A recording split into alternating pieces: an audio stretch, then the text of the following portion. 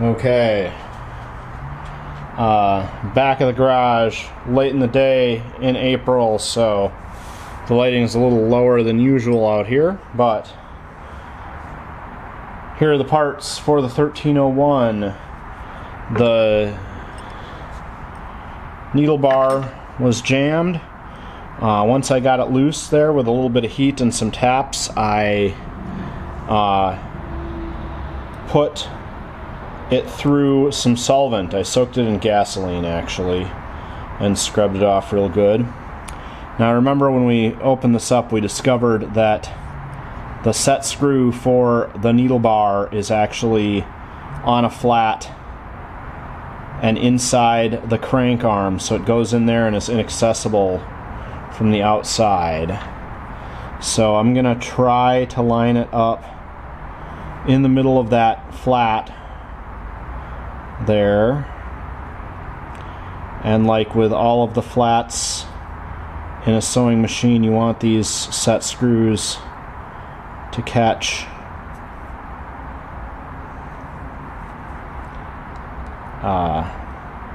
as square as they can on that flat. So I'm doing this by hand now that I've got it tight against the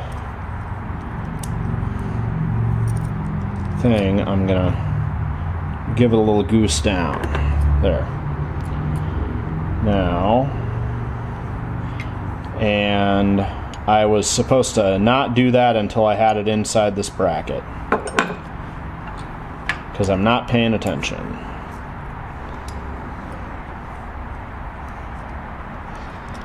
Alright, well, as you can tell, I didn't take great notes on this as I was taking it apart. Just the videos, which are not available right now here for me to watch.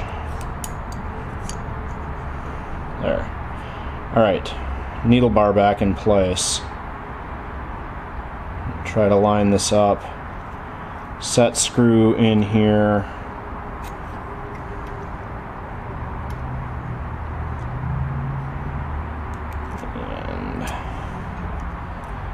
The good thing about okay, that's the other side.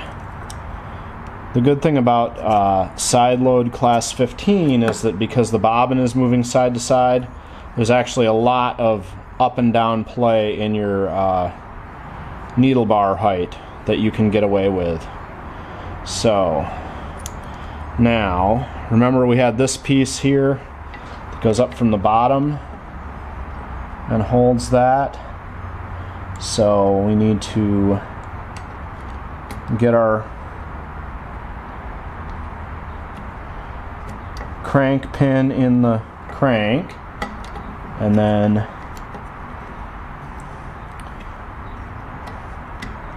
move our bracket around while we push up on the, there we go, push up on that, and that is in place.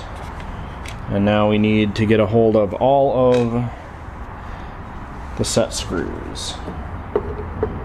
Dump all these out. Okay. Now,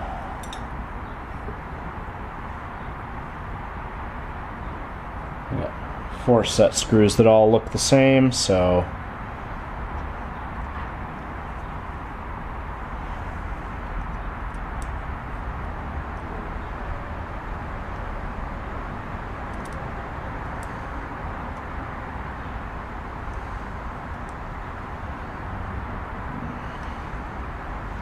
there we go.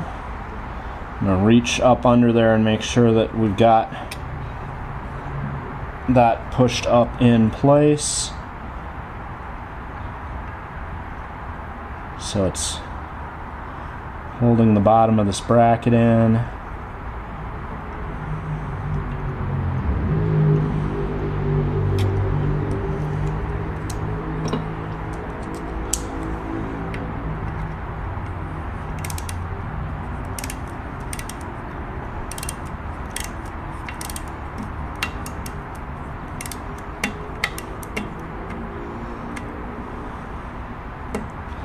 There, that is that. And we've got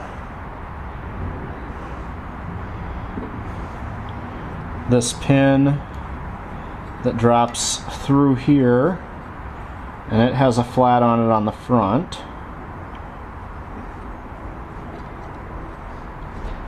And it has to go down. Actually, I know what I'll do.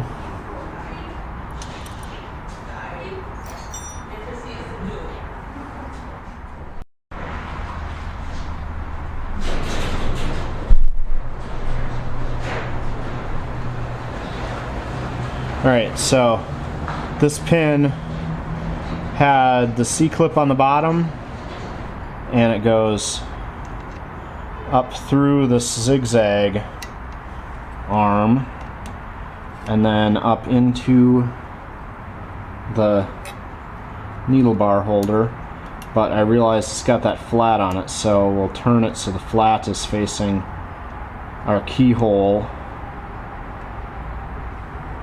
There. Yep. And I see the key flat in there, so when I put this set screw in, that will grip on the flat again.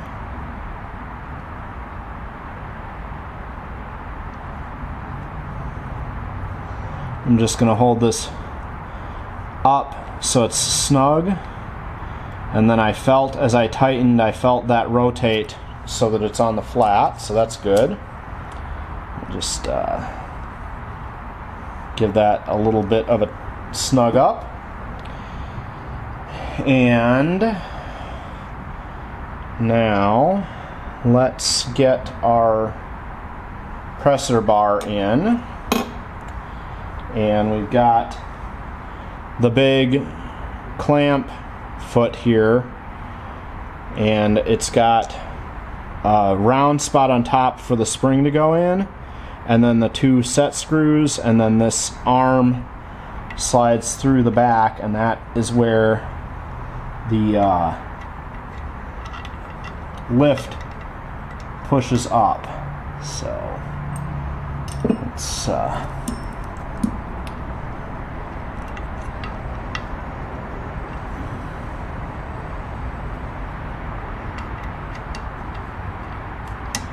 okay.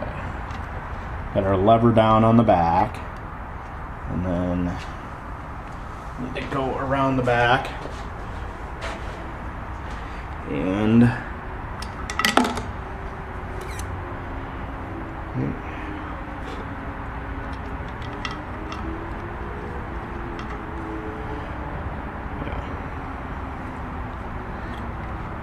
remember, we were able to rotate this out of there while the needle bar was in place last time, so I'm trying to pop it back in. There we go. So we've got it. The arm is sticking through the slot on the back, and that means we can set our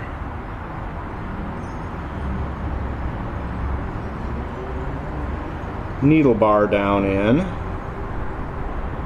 and it just goes straight through.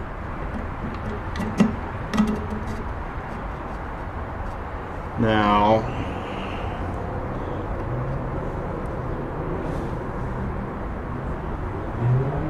and then the flat here needs to, we'll put our foot on.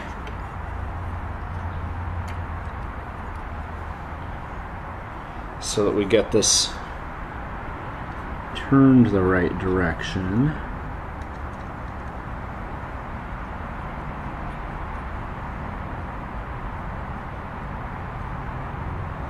Okay, so our foot is down. Let's see, can we? Oh, I have the darning knob under here. We'll just flip the darning lever to drop the feed dogs, and that should allow, yep, The feed dogs went down, so we can push our presser foot down on top of the lowered feed dogs. And once that's in line there, we will tighten up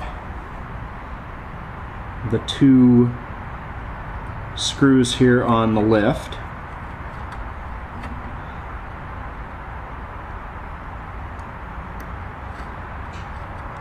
Because you want the release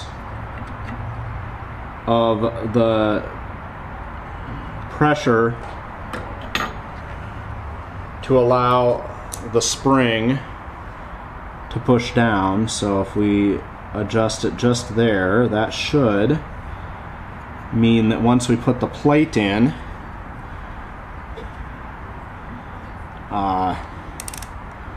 the spring will be driving the presser foot down, and the presser foot is aligned to the feed dogs and squared on those, so that should be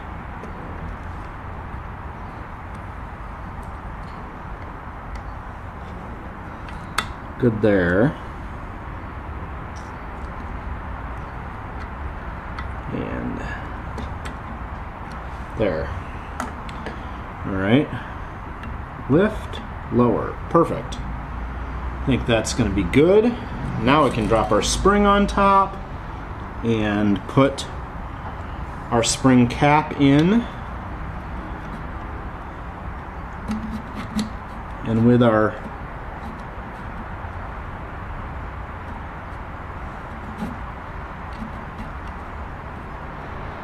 there, okay.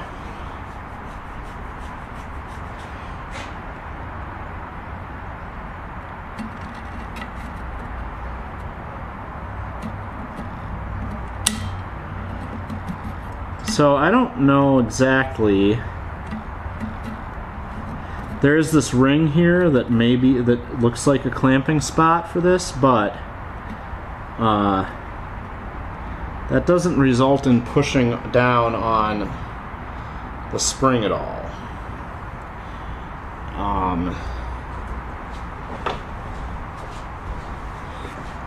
However, I am going to use that as the reference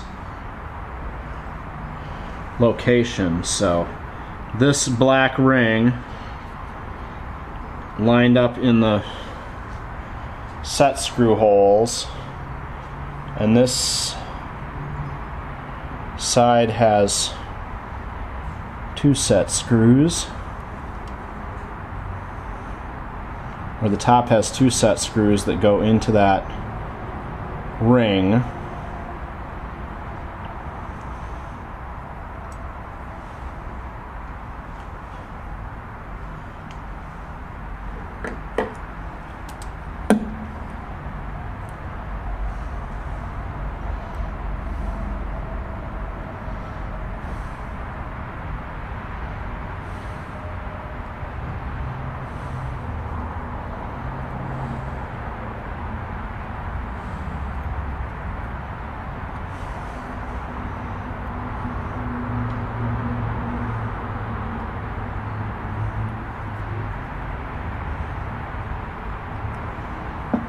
Alright, just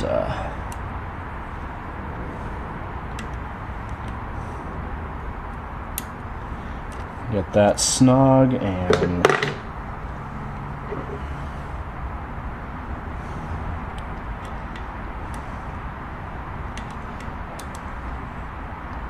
snug that up. There we go. Perfect. I'm going to pop the foot off again.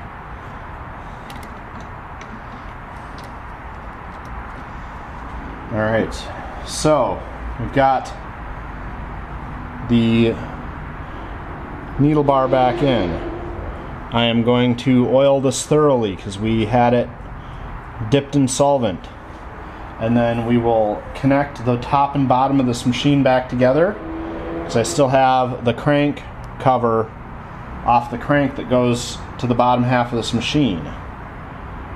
And then once we have those two things in place, we can stick the lamp back in. Actually, stick the lamp in right now, I guess.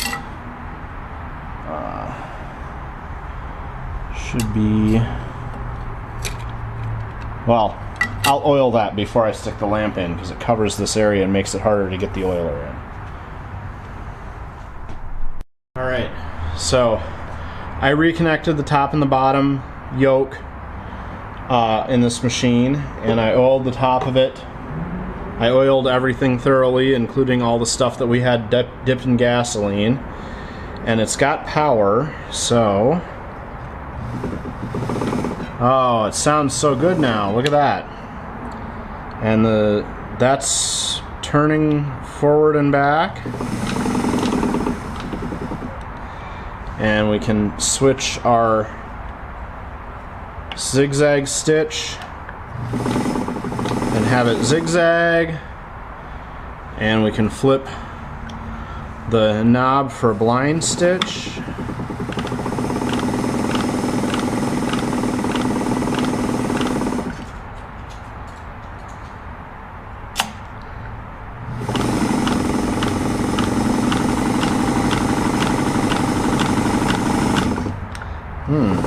Alright, it is getting around dinner time, so I am going to stop this for today, and we'll be doing a stitch test on this 1301 soon.